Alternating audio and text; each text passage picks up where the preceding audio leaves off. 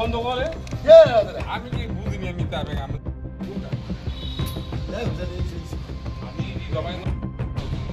কাগজ কাগজ কাগজ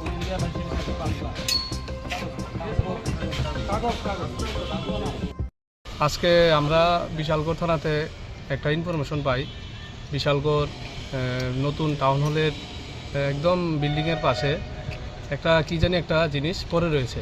তারপরে আমরা আসলাম, এসে দেখলাম একটা ছোট্ট একটা কোনো কিছুর মধ্যে পাটের দড়ি পেঁচানো একটা বলের মতো।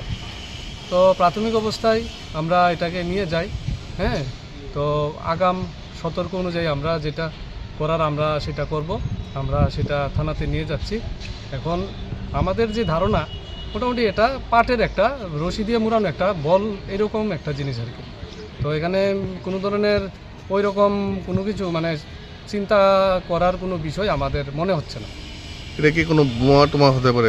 এখন তো প্রাথমিক অবস্থায় কিছু বলা যাবে না, দেখা যাক। আমরা নিয়ে যাই, আমাদের প্রশাসনিক আধিকারিকরা যেভাবে নির্দেশিকা দিবে সেভাবে আমরা এটা দেখে তারপর বলছি আপনাদের।